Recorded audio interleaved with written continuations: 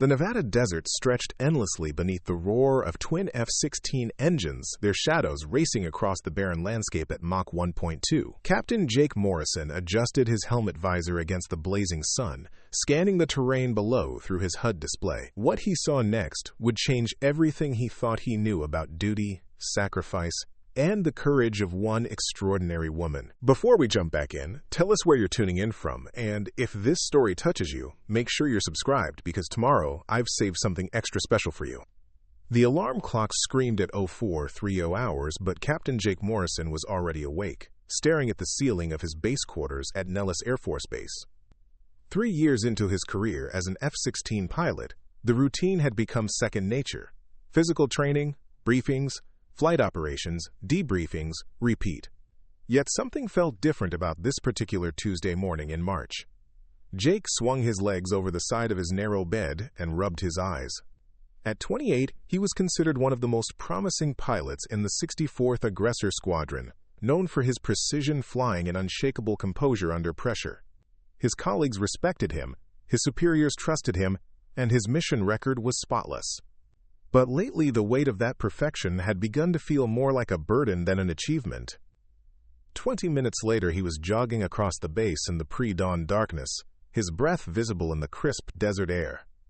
The familiar silhouettes of F-16 Fighting Falcons lined the tarmac, their sleek forms barely visible against the hangar lights.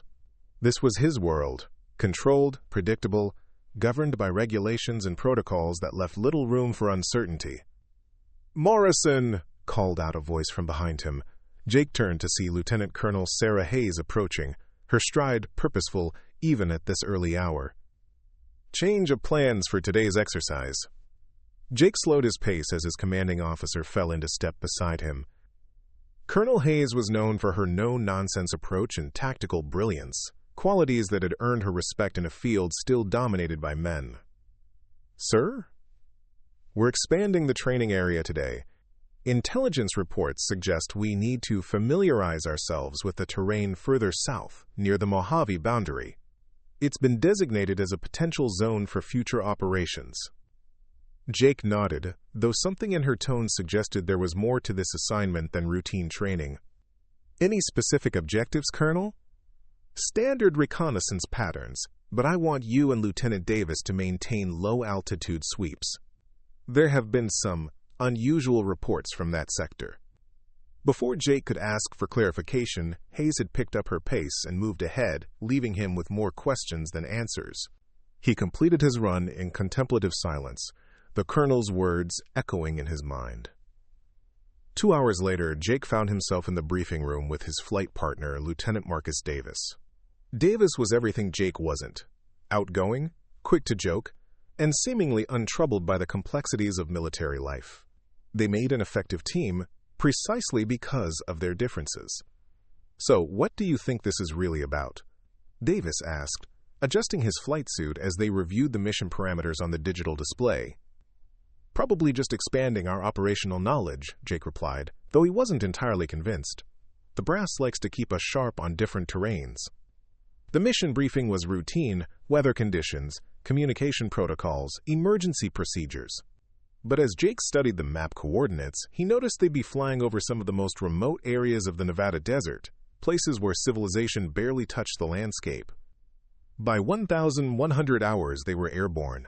Jake felt the familiar surge of adrenaline as his F-16 lifted off the runway, the powerful engine pushing him back into a seat. This never got old, the moment when the aircraft became an extension of his own body, responsive to his slightest touch.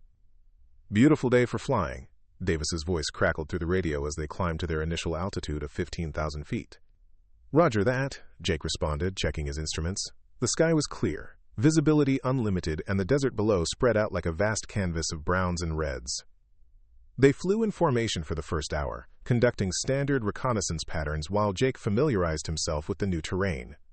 The landscape was even more desolate than the usual training areas: rocky outcroppings, dry lake beds, and sparse vegetation that spoke to the harsh reality of survival in this environment.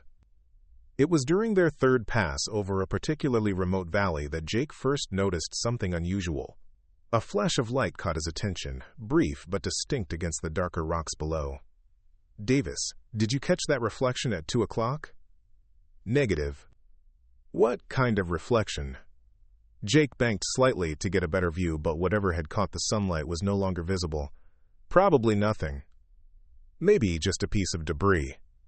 But as they continued their patrol, Jake found his attention drawn repeatedly to that valley. Something about it nagged at him, though he couldn't articulate what. The landscape looked identical to dozens of other valleys they'd flown over, yet it felt different somehow. "Morrison, you're awfully quiet up there," Davis observed after another 20 minutes of flight. "Just concentrating on the mission," Jake replied, though the truth was more complicated. He'd always been analytical by nature, perhaps to a fault. It was a trait that served him well as a pilot, but sometimes made it difficult to let go of small details that others might dismiss. As they approached the valley for their fourth pass, Jake made a decision that would prove more significant than he could have imagined. "Davis, I'm going to drop altitude for a closer look at that valley. Something's not sitting right with me." "Copy that. I'll maintain overwatch." Jake pushed the stick forward, feeling the familiar sensation of controlled descent. At 5,000 feet, the details of the landscape became much clearer. He could make out individual boulders, the texture of the sand, and the scattered remains of what might have been an old mining operation. That's when he saw her. At first, it was just movement, something that didn't belong to the static landscape below. But as he flew closer, adjusting his angle to reduce the glare from the sun, the movement resolved into a human figure. A woman, standing in the middle of what appeared to be a small clearing, waving something white above her head. "Davis, we have a civilian in the valley. A single individual appears to be signaling. Are you sure it's not just wind moving some debris?" Jake circled back, dropping to 3,000 feet. The woman was definitely real, and she was definitely trying to get their attention. But something about her movements seemed deliberate, almost systematic. Negative. It's a person, and she's making some kind of signal. As Jake watched, the woman lowered the white object. It looked like a piece of cloth or clothing, and then raised it again in a specific pattern. 3 short movements, 3 long movements, 3 short movements again. SOS. "She's signaling SOS," Jake reported, his training kicking in automatically. "We need to report this to the base and arrange for search and rescue." But even as he spoke, Jake noticed something else that made him hesitate. The woman wasn't acting like someone in immediate distress. Her movements were controlled, measured, and there was something about her posture that suggested she was in better condition than most people would be after being stranded in the desert. "Davis, take a look at this. Something doesn't add up." His flight partner descended to join him in the lower altitude sweep. For several minutes, they circled the valley while the woman continued her signal pattern. But gradually, Jake began to notice other details that deepened the mystery. Near the woman's position, partially hidden by a large boulder, he could make out what looked like a small shelter or lean-to. There were also signs of a more permanent presence, possibly a fire pit, and what might have been equipment covered by camouflaged material. "This doesn't look like an emergency situation," Davis observed, voicing what Jake was beginning to think. "No, it doesn't. But why would someone be out here voluntarily? This area is supposed to be uninhabited." The woman had stopped signaling now and was simply standing in the clearing, looking up at their aircraft. Even from their altitude, Jake could sense that she was watching them with the same intensity that they were watching her. "Base, this is Falcon Leader," Jake radioed to Nellis. "We have an unusual situation in Grid Sector 7 Alpha. Request guidance on a civilian presence in the training area." The response came back within minutes, and it wasn't what Jake expected. "Falcon Leader, maintain current position and continue observation. Do not attempt contact or landing. Await further instructions." Jake exchanged glances with Davis through his cockpit canopy, though they were too far apart to see facial expressions clearly. The base's response suggested they knew more about this situation than they'd shared in the mission briefing. Preparing and narrating this story took us a lot of time, so if you are enjoying it, subscribe to our channel. It means a lot to us. Now back to the story. For the next 30 minutes, they maintained a circling pattern above the valley, while the woman below seemed content to wait. She had retreated to the shade of her shelter, but remained visible, occasionally looking up at their aircraft but no longer signaling. Finally, the radio crackled with new orders. "Falcon Leader, return to base immediately. Mission parameters have changed." Do not discuss this observation with anyone outside your immediate chain of command. As they climbed back to cruising altitude and turned toward home, Jake couldn't shake the image of the woman in the desert. There had been something in her bearing, in the way she'd carried herself, that spoke of training and purpose rather than distress. "What do you think that was about?" Davis asked as they flew back toward Nellis. "I have no idea," Jake replied honestly, "but I have a feeling we're going to find out." The flight back to base passed in relative silence, both pilots lost in their own thoughts about what they'd witnessed. As the familiar sight of Nellis Air Force Base appeared on the horizon, Jake found himself already planning to request more information about the day's mission. Little did he know that the woman in the desert had been watching their aircraft just as intently as they'd been watching her, and that this chance encounter was about to set in motion a series of events that would challenge everything he thought he knew about duty, loyalty, and the hidden operations that took place in the shadows of the military world he served. The debriefing room at Nellis Air Force Base felt different that afternoon. Jake had been in this same room hundreds of times, but today the fluorescent light seemed harsher, the gray walls more confining. Colonel Hayes sat across from him and Davis, her expression unreadable as she reviewed their flight reports on her tablet. "Tell me exactly what you observed during the extended reconnaissance," she said without looking up. Jake recounted the events methodically, the flash of light, the decision to investigate, the woman with her systematic signaling. He kept his description factual, professional, but couldn't shake the feeling that Hayes already knew every detail he was sharing. "And your assessment of the individual's condition?" Hayes asked. "She didn't appear to be in immediate distress, ma'am. Her movements were controlled, deliberate. The shelter suggested a more permanent presence than someone simply stranded."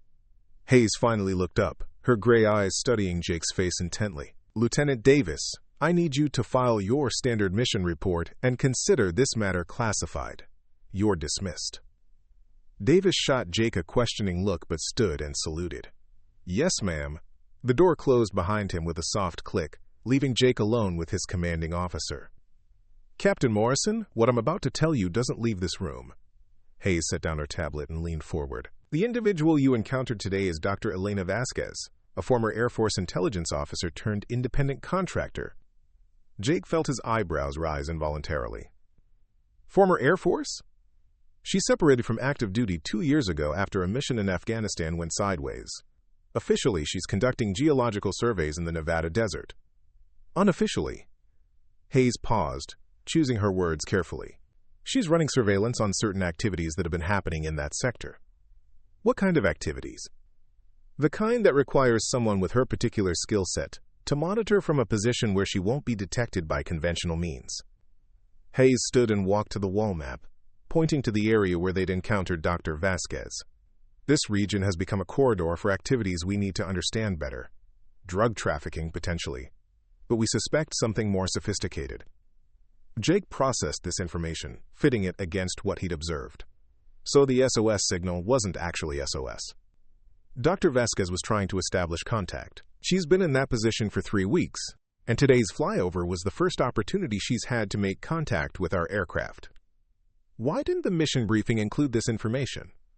Hayes returned to her seat, her expression softening slightly. "Because not everyone needs to know everything, Captain. But your analytical skills and attention to detail caught something that others might have missed." Dr. Vasquez specifically requested to work with the pilot who spotted her. Jake felt a mix of pride and apprehension. "Work with her how?" "Starting tomorrow, you'll be conducting daily reconnaissance flights over her sector. She'll provide intelligence on ground activities, and you'll serve as her primary communication link with base operations." The implications of this assignment began to settle in Jake's mind. This is outside normal operational parameters. Most effective operations are. Hayes pulled out a thick manila folder and slid it across the table. "Dr. Vasquez's service record and mission parameters. Study it tonight. Your first coordinated flight is at 0800 tomorrow." Jake picked up the folder, surprised by its weight. "Colonel, if I may ask, why me specifically?"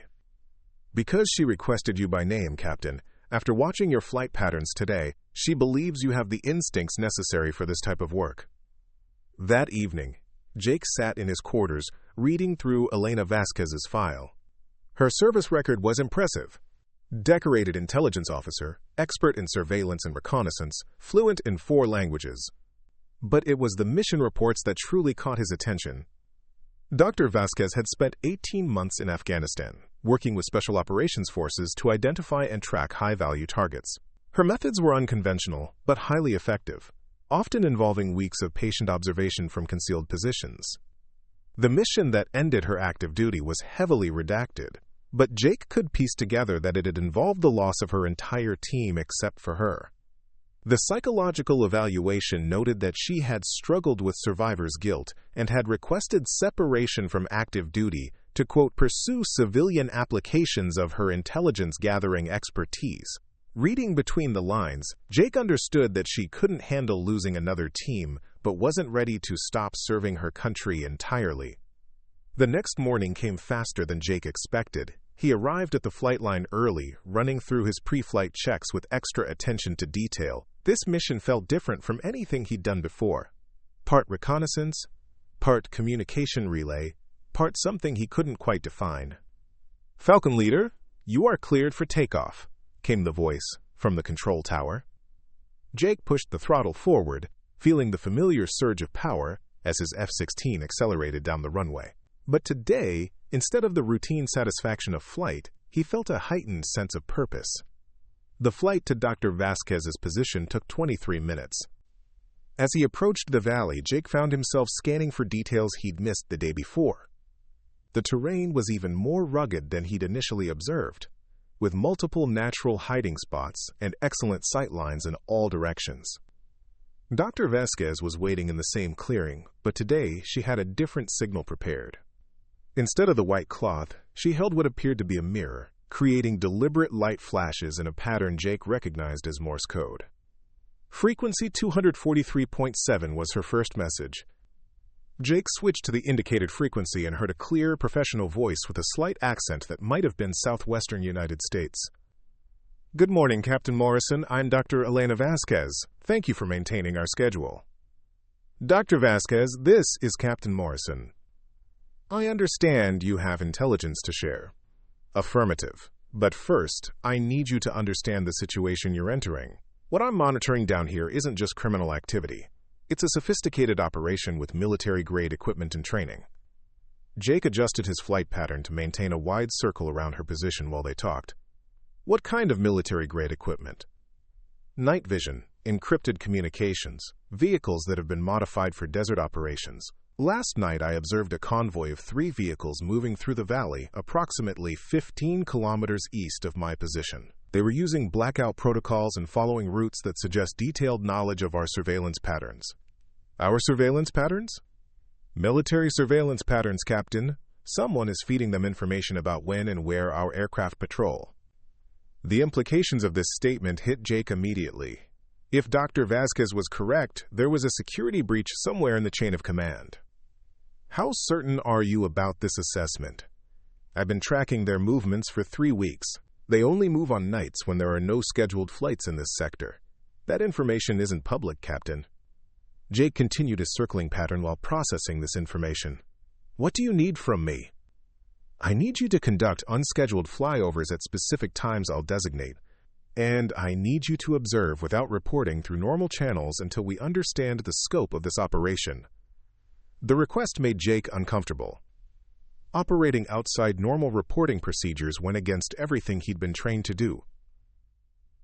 "Dr. Vasquez, I can't conduct unauthorized surveillance flights." "I'm not asking you to. Colonel Hayes has authorized these missions. But the intelligence we gather needs to be compartmentalized until we identify how information is being leaked."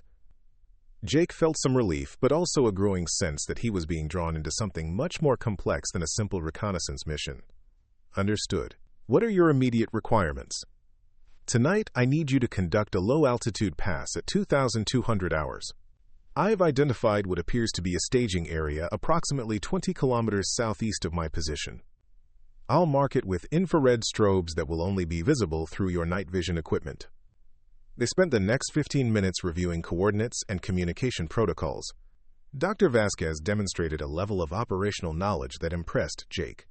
She understood aircraft capabilities, mission limitations, and tactical considerations better than many of his fellow pilots. As their communication session concluded, Jake found himself looking forward to the evening mission with an anticipation he hadn't felt in months. This was more than routine flying. This was active problem-solving with real consequences. "Captain," Dr. Vasquez's voice came through the radio one final time. "I need you to understand that what we're doing here is dangerous in ways that go beyond normal flight operations. These people we're watching have already demonstrated they're willing to use violence to protect their operation." "How do you know that?" "Because they killed a Border Patrol agent who got too close to their activities 2 weeks ago. His death was reported as an accident, vehicle rollover in a remote area, but I watched it happen, Captain. It wasn't an accident." The weight of this revelation settled over Jake as he turned his aircraft toward home. He was no longer just flying reconnaissance missions. He was gathering intelligence on potentially lethal adversaries who had already demonstrated their willingness to kill law enforcement officers. As Nellis Air Force Base appeared on the horizon, Jake realized that his carefully ordered military life was about to become significantly more complicated.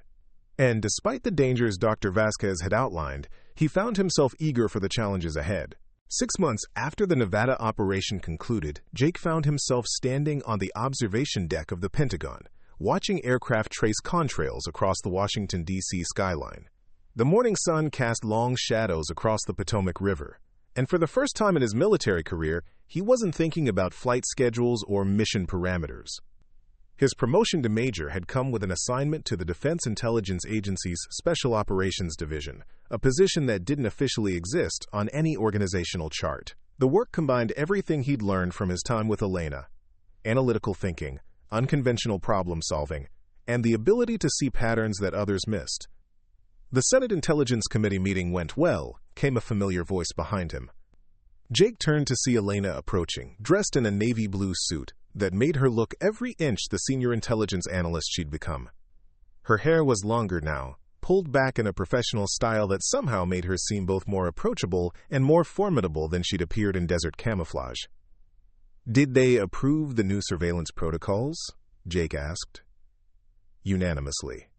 Your recommendation to integrate real-time aerial reconnaissance with long-term ground observation has been adopted as the new standard for border security operations." Lena joined him at the railing, looking out over the city. 3 other agencies want to implement similar programs. Jake felt a surge of satisfaction. The lessons learned from their Nevada operation had applications far beyond catching arms dealers. The techniques they developed were already being used to combat human trafficking networks and identify terrorist infiltration routes. "Any word on the final prosecutions?" "Martinez got 25 years, and his entire network has been dismantled. More importantly, we've identified and plugged 17 different information leaks across 4 different agencies." Elena's expression grew serious. "Your instincts about the broader conspiracy were correct. This wasn't just about arms dealing. It was about creating systematic vulnerabilities in our intelligence infrastructure." They stood in comfortable silence for several minutes, watching the morning traffic build on the highways below. Jake had grown to appreciate these quiet moments with Elena. Their professional partnership had evolved into something deeper over the months of debriefings, strategy sessions, and collaborative mission planning. "I have something to tell you," Elena said eventually, her tone shifting to something more personal. Jake turned to face her fully. "Good news or challenging news?" "Both, actually. I've been offered a position heading up a new joint task force, multi-agency, international scope, significant autonomy." She paused, studying his reaction. It would mean extensive travel and potentially dangerous assignments. "Congratulations," Jake said, meaning it sincerely while simultaneously feeling a sense of loss. "You've earned this opportunity. The position comes with the authority to select my own team, including a military liaison officer." Elena's eyes met him directly. "I want that officer to be you, Jake." The offer hung in the air between them, loaded with professional implications and personal possibilities. Jake had been expecting Elena to receive a promotion.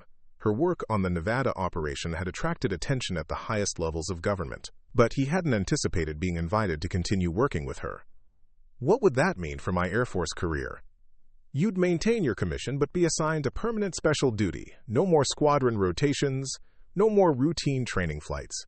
Instead, you'd be working on operations that could genuinely impact national security on a global scale." Jake considered the proposal carefully. His original career plan had been straightforward: work his way up through the ranks, command his own squadron, eventually reach full colonel. Safe, predictable, honorable service. But the past 6 months had shown him a different path. Working with Elena had challenged him intellectually in ways that routine military service never had. More than that, it had given him a sense of purpose that went beyond following orders and maintaining readiness. "There's something else," Elena continued, her professional demeanor softening slightly. "This partnership we've developed, it's become important to me on more levels than just work." Jake felt his pulse quicken. They'd maintained strict professionalism throughout the Nevada operation. But there had been moments during the radio communications, brief instances during debriefings, when he'd sensed something more personal in Elena's attention. "Elena, let me finish," she interrupted gently. "I know the complications this could create. Military regulations, professional boundaries, the complexities of working together while being more than colleagues. But I also know that what we accomplish together is more effective than what either of us could do alone." Jake stepped closer to her, lowering his voice so their conversation couldn't be overheard by the other people on the observation deck. "Are you asking me to join your task force, or are you asking me something more personal?" "I'm asking you both," Elena said without hesitation. "I believe we could build something extraordinary together, professionally and personally. But I need to know that you're interested in both possibilities." Jake looked out over the Pentagon parking lot, where dozens of military personnel were beginning their workday. 6 months ago, he would have been among them, focused on flight schedules and aircraft maintenance reports. Now he was being offered the chance to help shape intelligence operations that could affect global security. More importantly, he was being offered the chance to build a life with someone who understood both his dedication to service and his need for intellectual challenge. "What's the first assignment?" he asked. Elena smiled, and Jake realized it was the first completely unguarded expression he'd seen from her. "Eastern European arms trafficking network with suspected ties to state actors. We'd be based in Vienna for 6 months, working with Interpol and NATO intelligence services."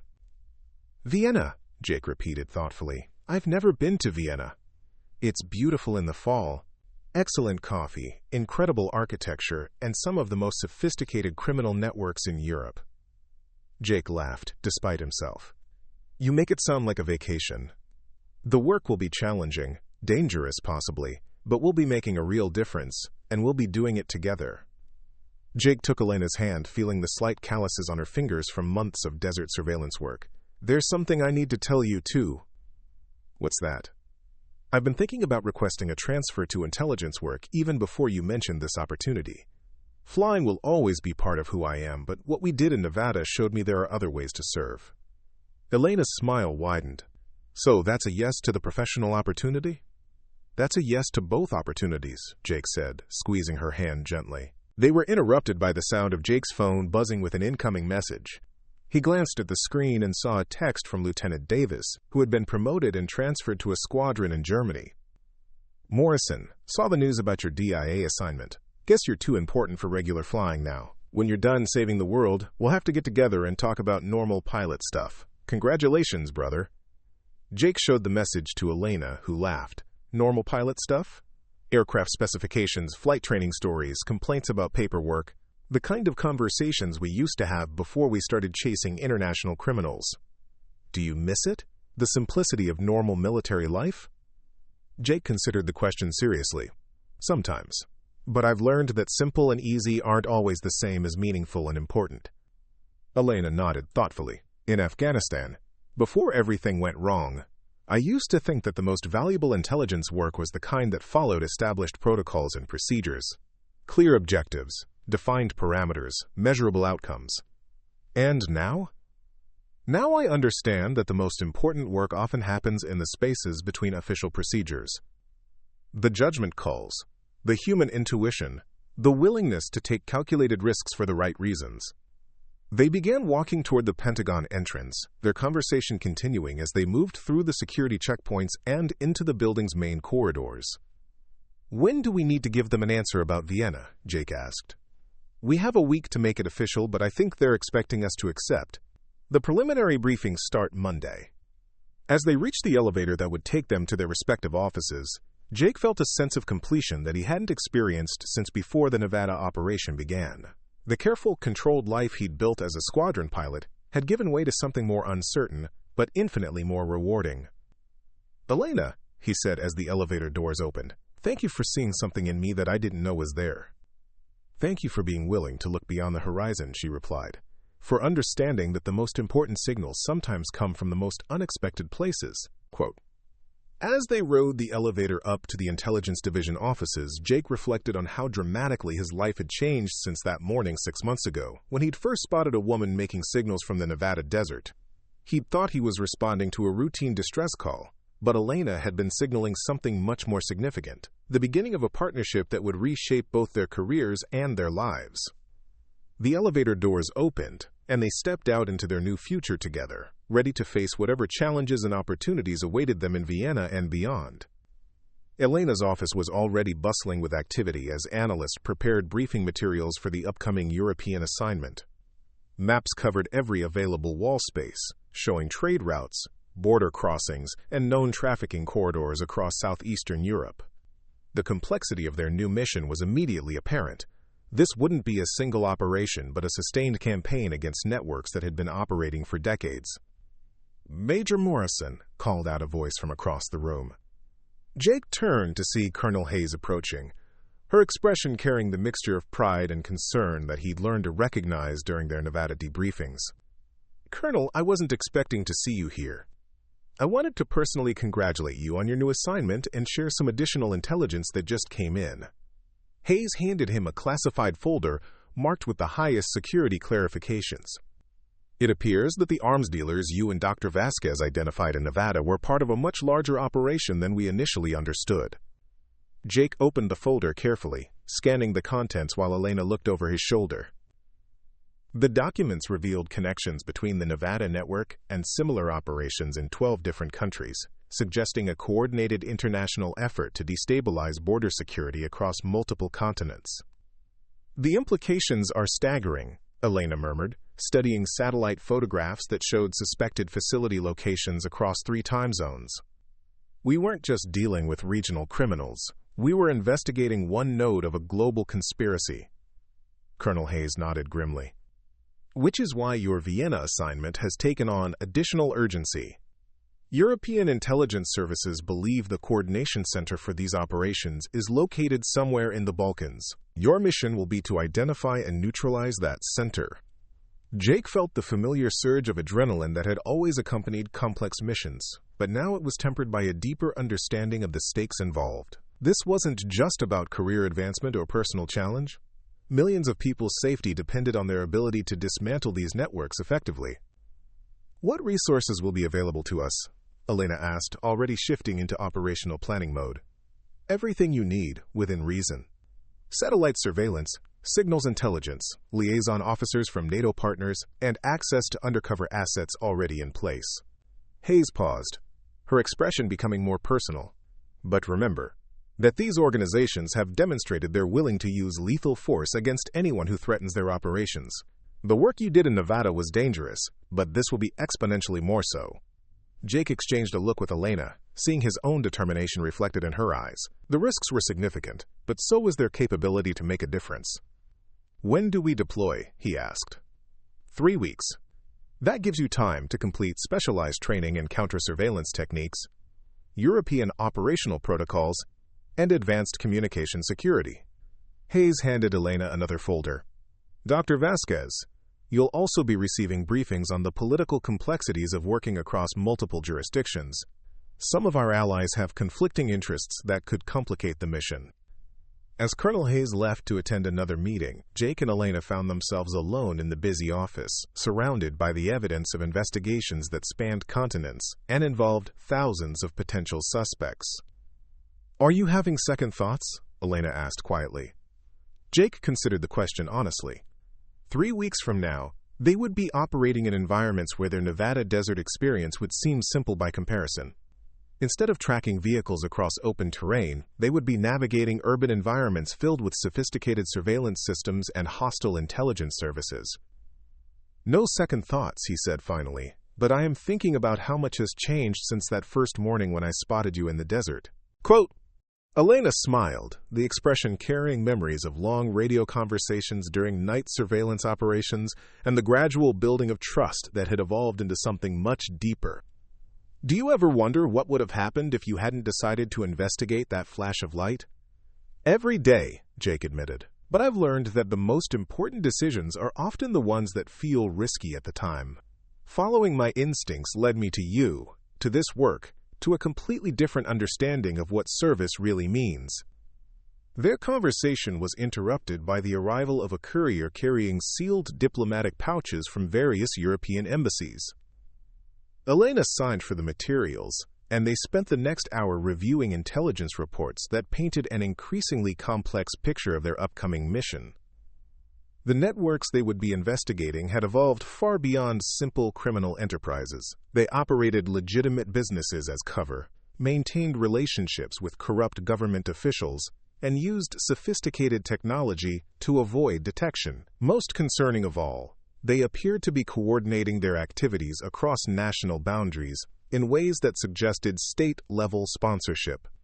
This is going to require everything we learned in Nevada, plus skills we haven't developed yet, Elena observed as she closed the final briefing document. Jake nodded, but he felt confident rather than overwhelmed. Their partnership had proven effective under pressure, and the additional resources available for the European mission would amplify their capabilities significantly. As the afternoon progressed, other members of their new task force began arriving for preliminary introductions. Intelligence analysts from 3 different agencies, technology specialists, linguistics experts, and liaison officers who would serve as their connections to European law enforcement. Each new team member brought unique expertise that would be essential for success, but Jake found himself most interested in hearing Elena outline her operational philosophy to the group. Our advantage isn't superior technology or larger resources, she explained to the assembled team. Our advantage is our willingness to see patterns that others miss and to take calculated risks based on incomplete information. We're going to succeed because we're not constrained by conventional thinking. Quote, watching Elena brief their new colleagues, Jake felt a surge of pride in their partnership and excitement about the challenges ahead. The woman who had made signals from the Nevada desert had become one of the most respected intelligence officers in the federal government, and he had the privilege of working alongside her as they tackled increasingly complex threats to national security. As the day concluded and team members began departing for their respective homes, Jake and Elena found themselves once again alone, looking out over the Pentagon parking lot where their conversation had begun that morning. "Ready for this adventure?" Elena asked. "Ready for any adventure, as long as we're facing it together," Jake replied, taking her hand as they walked toward their cars. 3 weeks later, they would be boarding a military transport aircraft bound for Vienna, carrying with them the skills, experience, and partnership that had begun with a simple decision to investigate an unexpected signal in the Nevada desert. But tonight, they had time to appreciate how far they had traveled together and to prepare for the journey that lay ahead. Up next, you've got 2 more standout stories right on your screen. If this one hits the mark, you won't want to pass these up. Just click and check them out. And don't forget to subscribe and turn on the notification bell so you don't miss any upload from us.